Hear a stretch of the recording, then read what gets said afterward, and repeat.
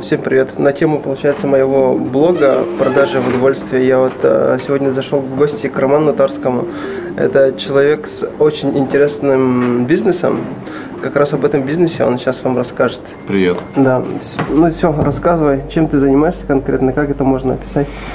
Мы с моим партнером открыли, получается, телемаркетинговую компанию Hunters. Это у нас холодные звонки на аутсорсинге, то есть мы занимаемся непосредственно заказами, то есть звонков, то бишь нам идет заказ.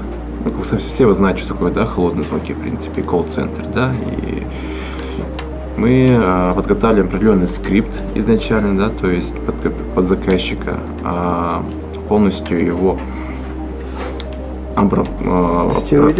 тестируем, прорабатываем, да, именно под желание заказчика, да, то есть как он видит, как он хочет, да, с нашими поправками, да, профессиональными. В дальнейшем идет его передача нашим менеджерам. Вот, менеджеры тоже его отрабатывают, то есть репетируют небольшое время, ну и начинают, соответственно, уже звонки. Вот. Есть определенный пакеты, тарифы, да? Да ладно, это уже реклама пошла. Нет, это без рекламы, просто там у нас тарификация, там все хорошо. Давай лучше просто скажу то, что у нас там можно делать 300 звонков, можно делать там 1000 звонков, там 600, в зависимости вообще от объема и загруженности, в котором нуждается заказчик. Расскажи лучше, как эта идея пришла в твою голову, да, и почему решил этим заниматься? Ну, так скажем, у меня есть вторая деятельность, уже, наверное, потихоньку входит на второй план из-за данной работы. Это агентство недвижимости, у моего партнера есть, получается, юридическое агентство. Вот. Мы часто как бы собирались, так скажем, за рюмочкой кофе. Вот. И как бы, всегда как бы обсуждали этот момент, то, что вот мы оба нуждаемся как бы, в холодных звонках, чтобы наше агентство кто-то там дополнительно прозванивал, потому что нам тоже как бы не то не успеваем, то что-то еще бывает, да, времени не хватает, потому что наша вот именно та деятельность именно строилась на вот звонках. Мы должны были звонить день где-то там по 30, по 40 звонков, наверное, точно делали. Вот. Тоже думали, может быть, заказать там телемаркетинговую компанию, какую-нибудь там Москву там позвонить, да, то есть пускай там займутся звонками, и непосредственно клиентов будет нам тоже нарабатывать. Вот. Думали, что где-то по Дальнему Востоку есть, да, то есть в итоге как бы столкнулись с такой проблемой, то что у нас в Якутске, да, то есть менталитет другой, все вы знаете, да, и телемаркетологи именно вот Москвы, центральной, допустим, России, да, когда они звонили, они не смогли как-то вот адаптировать текст или разговор, да, под наш менталитет, под наш сегмент людей. Соответственно, как бы тоже недолго думая, как бы подумали, может самим организовать в итоге, да, то есть попробовать для наших, так скажем, коллег-предпринимателей, да, чтобы предложить данную услугу. Мы подумали, что это будет очень даже востребовано. Соответственно, мы проработали первичный бизнес-план, начали делать первые шаги, то есть, ну и уже вышли, получается, как бы организовали и поставили на ноги. Вот буквально второй месяц, получается, мы работаем. Ничего, как успехи? Успехи есть, это очень хорошо, потому что мы на прошлой неделе подписали, вот в ближайшее время, да, первый крупный контракт, это со Скифом. Вот. Есть заказы.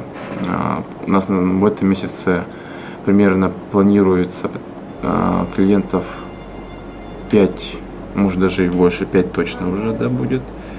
В прошлом месяце было 3, то есть идет пока что прогрессия. Слава богу, да, то есть растем. Ну да, это неправильно было бы, если бы у колл-центр не мог себе найти клиентов, правильно? Конечно, да. Ну, я думаю, только бы у каждого вообще предприятия должен быть свой колл-центр. Да, то есть любой же предприниматель как бы должен заниматься холодными звонками. Да, и это самое сложное, да, то есть почему люди у нас боятся этого, да, то есть боятся услышать слово «нет», отказ, либо да, недопонимание, почему их товар либо услуга не воспринимается в обществе, да, почему никто не любит его так, как они любят его, да, то есть непонимание просто. Поэтому, соответственно, это очень сложно, да, и мы вот взяли эту самую, так скажем, трэшовую нишу, да, то есть именно самую больную, да, больную в бизнесе, да, и решили ее именно продавить, вот. Тем более, как бы, опыт позволяет, и сами тоже, как бы, занимались и звонками, и бизнесом, и подумали то, что все же практически одинаковые предприниматели, все они те же ошибками и проблемами сталкиваемся. Вот скажи, с точки зрения маркетинга и стратегии именно продаж, есть же несколько способов, допустим, есть продажи на входящий трафик, можно работать, то есть лендинг какой-то создать, там социальные сети вести, ну, сидеть и ждать у моря погоды, да, получается, когда клиент придет. А почему вот решили именно звонками заниматься? Это, получается, взяли инициативу брать на себя, да, то есть провоцировать какие-то продажи? Конечно, да, есть, можно заниматься и входящим, и исходящим трафиком, да, то есть можно оба настроить, это тоже хорошо. В каких-то определенных бизнесах работает, наоборот, исходящий, да, вот то, что мы выбрали. Ну, смотрите, в принципе, когда ты инициатор, допустим, продаж, ты можешь дать человеку понять то, что, возможно, именно в этом, вот именно в той услуге, в которой мы начинаем, да, то есть, так скажем, рекламировать, информировать, да, он как раз таки и нуждался. Или, возможно, у человека бывает такое, что он всегда хотел, он думал, где как мне поставить, настроить видеокамеры, допустим, да, в итоге как-то мы ему позвонили, резко как бы предложили, да. Вот наша стратегия, допустим, звонка строится по принципу предложения оффера. То есть мы предлагаем, точнее, какую-то вкусняшку, так назовем, да, по мнению заказчика, что заказчик может предложить, получается, за счет этого крючка мы цепляем, получается, холодного клиента, вот. Он заинтересовывается. Допустим, у нас предприятие есть, Техногрупп-сервис, вот. Это не реклама, вот. Просто как пример приведу, да, они с радостью согласились сделать бесплатный аудит проверки видеокамер. То есть именно вот это вот, как называется, система видеонаблюдения. Вот. Оказывается, у нас система видеонаблюдения очень сильно быстро ломается, часто ломается именно зимой, да, из-за не того, что камера плохая, да, а из-за некачественных, получается, розеток или напряжения, да, в розетках. Вот в этот момент мы узнали. То есть они согласились сделать аудит именно напряжения вот этих вот розеток и, соответственно, выявить проблему и устранить ее дополнительными скидками, там, бонусами и так далее, да, вот. Мало кто об этом знает, у кого стоит видеокамера, то что именно по этой причине ломаются. Они могут просто сломаться камеры, обратиться в любое предприятие, заказать типа новые камеры, да, и тем самым потратить большую часть денег, большой расход внести. Но благодаря этому моменту, если изначально ты знаешь, что у тебя, кажется, проблема была не в видеокамерах, а в розетках, то, соответственно, как бы уже и дешевле, и заранее подготовлен, тем более скоро и зима начнется, вот. В итоге, как бы у нас есть клиенты, вот именно, получается, по вот этому сбиту, да, по видеокамерам, которые согласились на аудит бесплатный. Вот. И они поняли, они у нас услышали, благодаря холодному звонку, благодаря нашей инициативе, да, о том, что вот лучше, ребята, вы подготовьтесь, как бы, и будет все хорошо.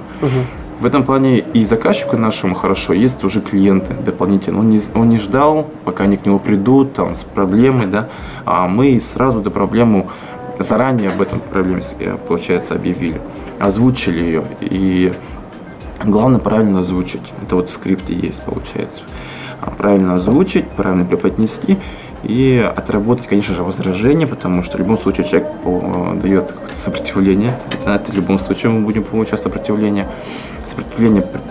пройти, и, ну и, соответственно, там уже скажет, что сам спасибо уже в будущем, потому что мы ему напомнили, дали, уточнили то, что нужно вот поменять, допустим. Так, сможешь ли охарактеризовать свою деятельность как рекламу? То есть звонки холодные это является рекламой или нет? Это является одной из частью, получается, скажем, маркетинга, да.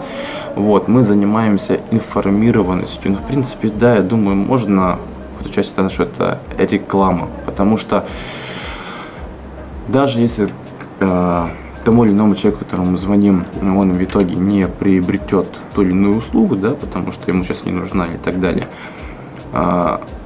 он будет знать, что есть такие ребята. То есть в любом случае он получит коммерческое предложение на почту, либо там запомнит как-то вот отложит себе в голове, да. И рано или поздно, если вдруг ему резко вот понадобится при спиче, да, так скажем, обратиться в эту организацию, он, возможно, да, вспомнит о ней, да, то есть это такая реклама, скажем, выборочная. Да, ну она вроде как бы и навязчивая, да, хотя вроде бы и не называешь ее навязчивой, потому что после звонка человек сразу забывает, что звонок это был, по сути. По вопросу о скриптах, да, когда я вот начал изучать вопрос скриптов, тоже наткнулся на множество техник, как можно написать скрипты, да, но в конечном итоге, допустим, я пришел к мнению, то, что скрипт пишется именно исходной точкой вот написания скрипта является сам бизнес. То есть... Информировать о бизнесе? Нет, не информированность о бизнесе, да, допустим, например, можно таким образом сказать, да, если вот брать те же самые твои видеонаблюдения, да, можно же колл-центры, допустим, тому человеку, который звонит, дать задачу, просто обзвонить и компании и попытаться продать вот эти, да, услуги свои в лоб. А можно бизнес пересмотреть, по-другому устроить. И вот, допустим, как ты предлагал, сначала бесплатный аудит предложить, оффер придумать, да? И каким образом, вот откуда эти знания брать? Допустим, если вот я человек, предприниматель, да, и я остро нуждаюсь в клиентах, каким образом мне научиться не в лоб продавать, да, свои услуги, а находить какие-то... Смотри, вот эти моменты, да, мы, как бы нет такого, как бы, книжки, как правильно писать скрипты, так, типа такого, да? Это у нас просто мне с опытом, как бы у нас это был такой у меня опыт, один раз момент, опыт, это как-то случайно не произошло. Я как-то методом тыка это понял, и такой, ага, и у себя в голове отложил, и как бы этот инструмент рабочий, как бы используя его, и он в принципе не подводит, вот так вот. Потому что вкусняшку бесплатно получить в принципе каждый хочет. То есть главное вкусняшку дать понять, что она ему... Она бесплатная, и вот прямо сейчас дается, и как бы тебе нужно ей воспользоваться в любом случае. Тебя никто не заставляет купить ничего, да? Тебя никто не заставляет сейчас приобретать, да? Мы не просим у тебя деньги сейчас, мы даем тебе воспользоваться шансом улучшить свой бизнес. Это подарок, получается, на входе, да. То есть мы сначала даем что-то, а потом уже как бы предлагаем как бы дополнительно к этому что-то приобрести, да, так скажем. Избитая самая, наверное, острая проблема тех людей, которые впервые сталкиваются со звонками. Вот я, допустим, ну, например, да, оказываю услуги там, не знаю, чистки кулеров. Ну, допустим, да, я начинаю звонить разным организациям, и там говорят, отправляйте свои предложения на почту. И на этом все заканчивается. Нет, смотрите, когда отправляется, конечно, предложение на почту, мы дублируем звонок.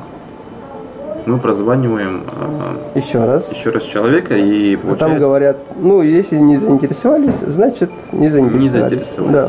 Конечно, там мы тоже отрабатываем возражения определенно, там свой уже сот возражений есть. То есть у нас, если кто-то из вас будет заказчиком у нас, вы увидите в скрипте, как бы есть как бы первая часть, вторая часть, да, то есть именно звонков. По второй части там тоже ждет отработка возражений определенных. Соответственно, если там, получается, человек как бы уже дает отказ, ну, давить на человека как бы не стоит, иначе мы еще хуже все сделаем. Вот, поэтому тут уже мы такие пишем, да, человек пока не заинтересован, к сожалению, да, то есть, но коммерческое предложение ему отправлено. Так проблема заключается и в том, что не тот человек, не с тем человеком можно поговорить. То есть обычно же трубку понимают те люди, которые... Нет, мы общаемся с лицами, принимающими решения. Это они напрямую нам говорят. Я же говорю, что мы на них выходим в любом случае. И они нам говорят, то, что мы получили, ознакомились, да, понятно. Нет, я сейчас имею в виду не твой случай, да, а конкретно вот человеку, который начал этим заниматься, как правило, они говорят, там, отправляйте коммерческое предложение на почту, и когда звонишь еще второй раз, они говорят, если, ну, не заинтересовались, значит не заинтересовались. Как вот это обходить, каким образом вот этого человека как обходить, да, и выходить на лицо принимающее решение. Каким образом заинтересовать? Ну смотри, как бы есть такие моменты, да, тоже по телефону. Ты звонишь, допустим, да, и тебе поднимает секретарша, и ты такой говоришь: здравствуйте, да, то есть таким серьезным голосом, да, то, что начальника сразу. Здравствуйте, вас беспокоит Тарский Роман Николаевич, я коммерческий директор такой-то компании, да, я звоню по вопросу там спутниковых антенн такой-то модели, мне нужно, понимаете, оно нам уже теряется, много информации, звонит какой-то директор, строгим голосом говорит, непонятно, все. Он говорит: включите меня на директора, да, срочно, быстро. Работает, переключает, допустим. Бывает, можно, получается, момент такой сделать, да, тоже стандартный звонок, когда человек, который, ну, не лицо принимающее решение, поднимает трубку, да, и говорит то, что вот, как бы его нету, там, и так далее, и так далее. Вот, перезвоните позже, ты задаешь вопрос: хорошо, мы вам перезвоним. А скажите, пожалуйста, а когда вам можно ему перезвонить? Она говорит: завтра вечером. А вечером это во сколько? Она такая: ну, в 5 часов. То есть тут, получается, они назначают время встречи тебе, не ты им говоришь, да. То есть когда ты им назначаешь, конечно, они могут забыть, им вообще пофигу. А когда ты уточняешь, когда задаешь ему вопросы, да, и на той стороне, получается, получаешь ответ. То есть, что мы получаем в данный момент? Мы получаем назначение встречи от человека, которому, в принципе, мы были инициаторами звонить, да. И этот момент, он как бы в конце тоже идет уточнение, в итоге то, что да, мы перезвоним, спасибо вам большое, мы перезвоним обязательно по английской пунктуальности в секунду даже практически, да. Вот, и начинаем разговор именно со слов, как: здравствуйте, мы вот с вами разговаривали, да, вы нам назначили встречу в 17 часов, там, человека, пожалуйста, ну, как бы лицо директора соединить. Вот, если в этот момент тоже не соединяет, да, тут уже можно давить, да, а почему вы со мной не соединяете, мы с вами же договорились, получается. Она начинает там сразу маза делать, какие-то возражения. Возражения сразу отрабатываются тут же. То есть, соответственно, в итоге она передает нам лицо, принимающее решение, неважно, там, замдиректор это будет, или главный бухгалтер это будет, но кого-то она из начальников даст по-любому. И когда мы выйдем на кого-то из руководителей, нам уже будет гораздо проще как-то договориться или выйти, допустим, машинный директор. Вот, как бы вот такие вот моменты есть, когда мы можем человека немножко как бы надавить, как бы рычаг давления появляется, да, некий, и переходим. Но на самом деле, как бы это самый банальный, можно сказать, даже вот самый долгий, но действенная технология. Вот. А так, в принципе, о технологиях в общем, и каждый разговаривать, это вот тут очень много времени уйдет. То есть это нужно изучать конкретно? Да, это нужно изучать, тут нужно как-то готовиться, репетировать, потому что играет все абсолютно. Как ты говоришь, как ты высказываешь слова. Во сколько ты звонишь дальше? Да, сколько раз звонишь, во сколько звонишь, какой тон у тебя, да, то есть улыбаешься ты, не улыбаешься. То есть тут факторов очень мелких, очень много. Вот, и каждый имеет, в принципе, быть, да, то есть как-то по-своему влияет на человека, на той стороне, и в итоге человек как-то поддается вот твоему звонку. Потому что кому-то нравится голос. Кто-то очень любит, когда четко по делу ты говоришь, никакой воды, то есть раз-два. Кто-то, допустим, любит работать только, допустим, по WhatsApp, например. Ну, примеров очень много, да, тут так сразу не вспомнишь. Хорошо, вот на этом тогда все. Все контакты и соцсети Романа оставим внизу в описании. Всем пока.